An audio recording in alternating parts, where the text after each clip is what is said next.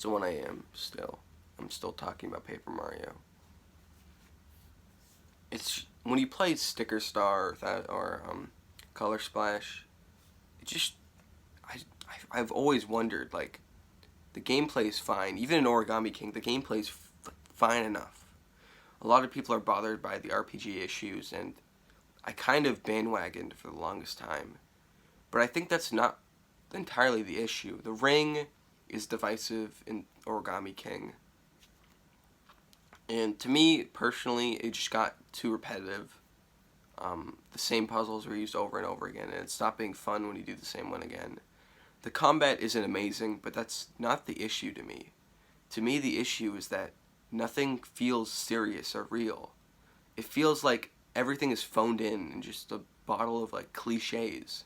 There's this there's this moment that's supposed to be emotional, and it just doesn't hit at all. But when I hear people talk about the game, maybe it's different for other people, but they talk about the fact that the moment exists rather than what the moment means, because they're so shocked that those games tried anything that was even moderately real, when this game is just so visceral. There's literally dialogue for every single item and object and area in the game. Every single room has a unique piece of dialogue if you use the Goombella tattle. When in when in Origami King, there's almost nothing to the world. The world is just so flat, and maybe there's a little bit of a gimmick. Like, oh, the theme park is taken over by enemies, but really it's just a theme park, and maybe they're ripping you off or something. But in this game, every world has its own in-depth history. Like, the fact that the creepy steeple was actually one of the 4 heroes that was described in the, what's his face? That was described as beating the Shadow Queen originally. They actually owned that temple, and that's why it's Boo-themed. And even Dupless takes it over, and you see, like, at the top, he has, like, the complete contrast between this terrifying temple and, like, his just really, like, lazy sort of slacker 90s mentality where he has a TV and he has, like a shower and all this other shit. And Dupless himself is just such a funny character. In, like, the other versions of the game, his name is based on Rumpelstiltskin, of all things, which is so weird, but also fitting. The name Dupless, though, he's just such a fun character, and I love him. His theme is amazing. The way they incorporate the tower, the bells that he used to transform the villagers into pigs, into the theme itself, like, that's so clever, and, like, that really just makes it come full circle. It's more than just a video game theme. It feels like the chapter. Creepy Steeple has all these other details, like the parrot and shit. Like, oh my god, the fact that you need to find the letter P is so endearing. And everything, oh my god, I love the game so. The fact that there's this moment of dialogue when Dupless, spoiler alert, skip like 30 seconds, I guess. Dupless is pretending to be Mario, and he takes Mario's body. And the fact that they make him say all these, like, demented Mario phrases that just are so obviously off. Like, he says, "Woohoo, I hit people with a hammer." Like, that seems like something someone on the internet would do. That doesn't seem like something that would be in an official Mario game. It's just crazy. And if you, when you don't have your body and you use Vivian, you can actually hear what these random parrots are saying. These crows, because, like, there's, like, a myth or something that crows are intelligent. And they have all these weird gossips, and one of them is about global warming, and it's insane that they'd put that in a Mario game, but it's so true. It's so real. Like, oh my god, this game is so real. I love it so much. Just trying to think of random things about this game, because I love just experiencing and feeling it.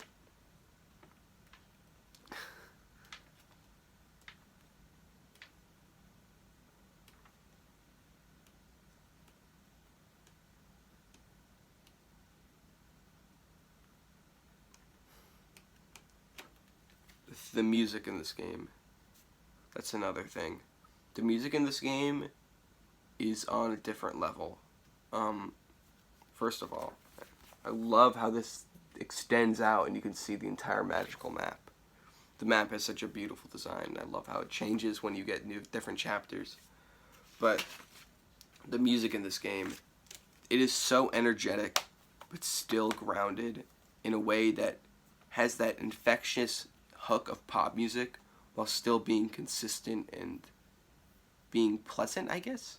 There's something about pop music where it just doesn't feel real to me, but in this game, a combination of them taking so many influences from random things that make you smile, I guess, in a way, to them. They're just so emblematic of the feeling of the game that doesn't feel as much of a sham as, like, I don't know, like, music that's this bombastic usually feels. Like, Sir Grotus's theme, or not Sir Grotus, Lord Crump's theme, they get samples from the Atari 2600 version of Pac-Man, and that's incorporated in. And, like, that sort of droning, low-life, weird vibe it has is so perfect for Lord Crump, because he's just this bumbling idiot who can't do anything. And the way Bowser's theme is, like, this slow, like, I'm trying to remember, I think it's a reference to another game. Oh, yeah, his theme, in the first place, when you meet him and you're just talking to him, like, his encounter theme, is, I'm pretty sure it's the, castle level theme from Super Mario Brothers. And it's very slow, and it's very brutish. It's all, like, most of the conversations, it kind of leaves a funny vibe, because it's kind of very serious, and it's contrasted by the sound effects. But in the battle against him, it's so fast and frantic, and just that sort of, I don't know how to explain it, but it's just so Bowser, and I love it so much. And that's not really analytically meaning, it doesn't really analytically mean anything. Like, oh, it's so Bowser, but it just is, in a way that other Bowser themes aren't. Like, that castle theme in itself isn't Bowser, it's just video game music. But, like, the way they make the game, it escalate, just fits with his hot-headed personality, I guess. I don't know. Same with the church bells and Duplis's theme, that's such a cool detail. The freaking madness, that's the Smorg's theme. It feels like a weather report almost, like the way it swirls around and it's so frantic. I adore that. The way after you beat Bonetail, it plays this spine-chillingly atmospheric theme, like you've done something incredible. And the Pit of 100 Trials itself is something incredible. That is so difficult. And planning around that is the absolute skill ceiling. It's crazy how much goes into that if you want to. The fact that there are 50 different items that are almost entirely just for aesthetics, that have different looks that you can cook with recipes. That's just wild that they made 50 different items with descriptions that all come from different items. Like, they make sense. I'm recovering from a cold, I'm sorry. This is the worst video ever. I mean, I'm being less down on myself than I was in the first part, but I'm sorry if this makes no sense. The partners in this game, oh my god. The fact that Admiral Bobbery is even a thing in a Mario game is incredible. But the fact that they have a character whose character arc is that they get over the misogyny of their family, that's so touching for a Mario game. Vivian, if you didn't know somehow, in the international versions of the game, is actually, it's ambiguous depending on the version, but either she's a cross-dresser, who, or I don't know if that's a derogatory term, I'm so sorry if it is, but she's either a male who dresses up like a female, or she's straight up transgender, and her siblings are so mean to her for that, and she overcomes that by joining Mario and proving herself by beating them. And the fact that that's in a Mario game is like, oh my god, that's, I don't know if that's forward thinking, but that's just so unique. I wouldn't say forward thinking, because the fact that it was sort of sidelined in the American version is kind of iffy. I don't think if they were that ahead of the times, they would have done that. Nintendo, before the Switch era, was kind of iffy on any representation in that way. Like Tomodachi Life, they didn't have a gay option for some reason, and they fixed that with Tomodachi Quest. Not Tomodachi Quest, whatever the fuck it's called. Miitopia. That's a whole different can of worms that I'm not equipped to handle, but I don't know, everything about this game's world. Like, people say this a lot, but the sketchiness of Rogueport. Oh my god, the theme where it's like squashbuckling in a way, and how invigorating it is and fun it is, but it also has this air of, with the sitar, it has this air of dread and like evilness. It's just amazing. And the underground theme, oh my god, that's so mysterious. And I love how there's like a crystal star that Grotus gets from the underground, and that's like the crystal stars have a lot of backstories to themselves and how they got there. And Grotus got his crystal star. It was never originally on the moon. It was in the sewers near the star itself, which is near the Thousand Year Door itself, which is so cool. I keep opening and closing this. I don't know why I keep doing that. If you got anything out of this video, maybe it was that Paper Mario: The Thousand Year Door is held on the highest pedestal possible, but no one explains why. You hear, oh, this game's amazing, and you hear, oh, this is what the other games don't do. They don't have original characters. But original characters are useless if they don't mean anything. There's so many unmemorable games that have original characters. Of course, it wouldn't hurt the newer games, but there's this magical feeling of realism with Thousand Year Door, where these characters, sure, they're original, but they live in this world that's so consistent and so in with itself that it ascends being a video game almost. It just feels like an extension of the world itself. And that's using, I don't even know. It's such an experience. It's just so important to me. My voice is dying very quickly. I don't know what else to say. I mean, I do. Even when I was saying that, I was thinking of random little things I love about this game, because there's almost infinite things I love about Paper Mario: The Thousand Year Door. I could talk about how there's all these cool mini games that you never have to play, but they play into this whole different system of money where you can, I guess, gamble in a way. The arcade shop, like, there's so much to that, and there's 5 different mini games, and mastering them is so fun. I could talk about how there's so many fun references to the first game, like the train from the first game is actually seeable, and in the international versions, Luigi, there's actually references to the Goomba King, and references to the Crystal Palace, and so many other things that are just poorly translated, which is funny. Like, they call it the Chestnut King, because Goombas are basically translate to chestnut, which is funny. And there's Junior Troopa is actually seeable on the postcards, which is so insane that he's in there, which is awesome. You can meet Lady Bow from the first game after you complete the full game in Chapter 6.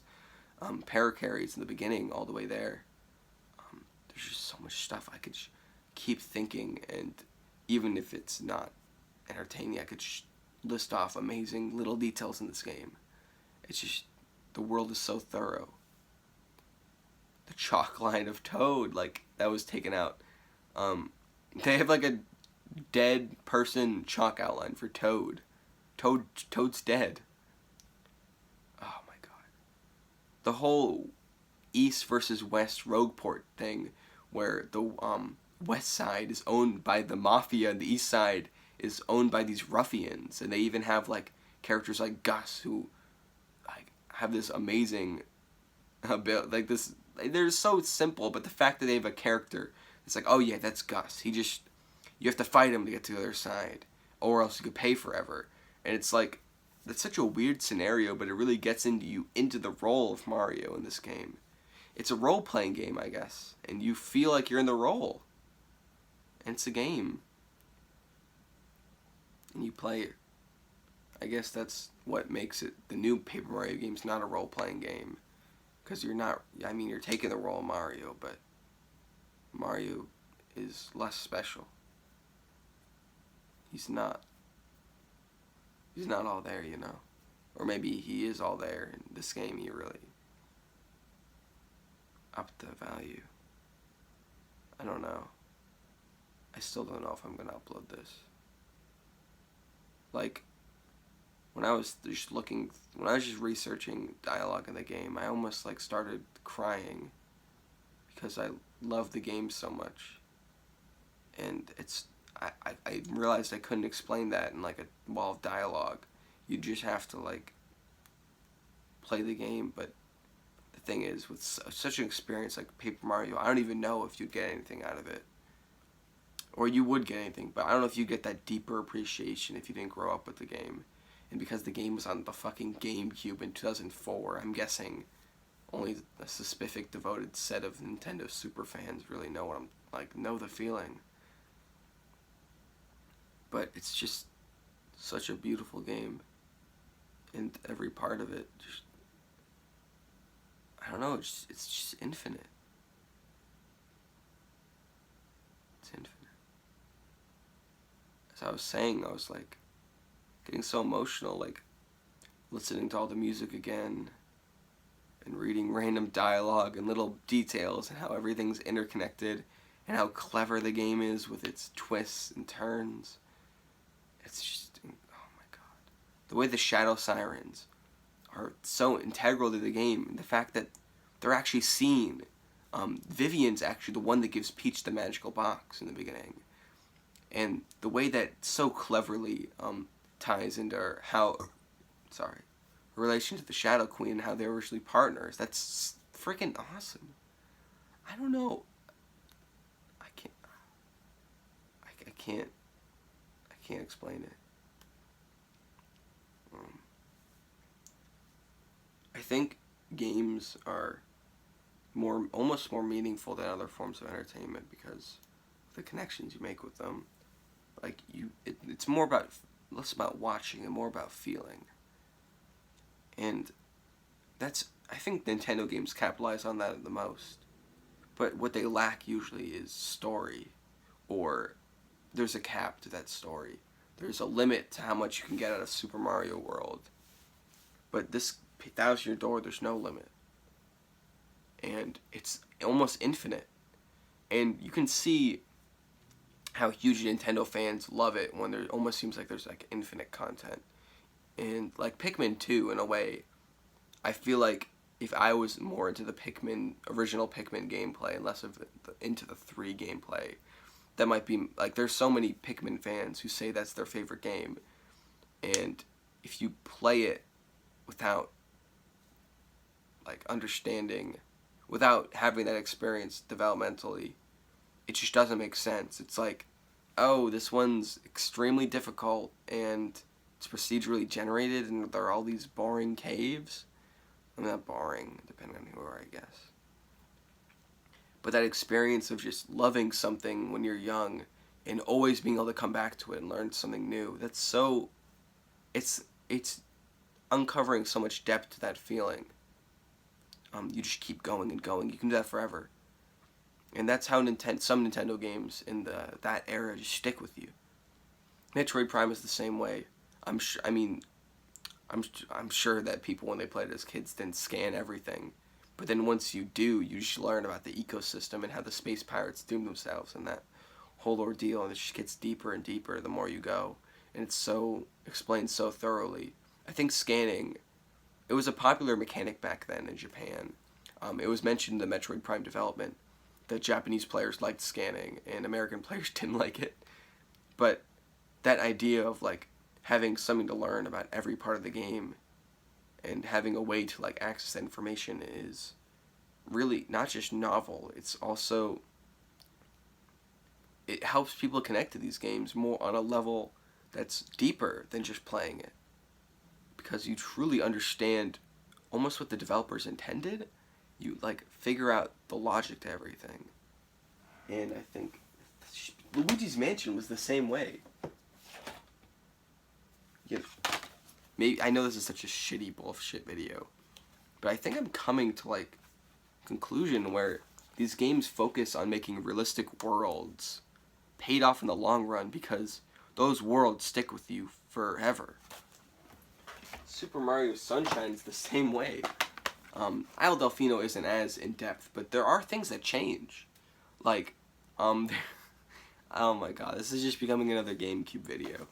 But there are definitely Piantas that have a little bit of an arc. Like there's this one on an island who's trapped there until he gets saved, and when he gets saved, he can't help but just look on. And the way Il Pantissimo, the way he has in the ending, he looks at the paintbrush that Bowser Jr. leaves, that like weird development. Like Sunshine has such a believable world. It's another one. I haven't played through Wind Waker, but I'd assume it's the same way. What else? Yeah, Metroid Prime. That's another one that's definitely like that.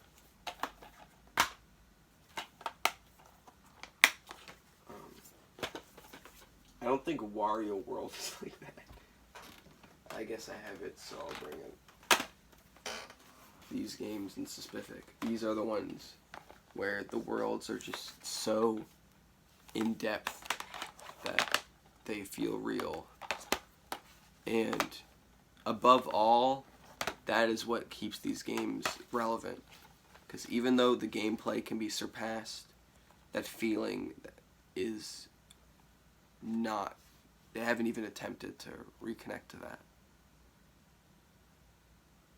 And I mean, if I comb through later games, I could probably find some semblance of that idea. But I feel like it just wouldn't be on the same level as these ones. It's literally what I am, and I have no clue what the fuck I'm talking about. I guess I'll upload this, I don't know.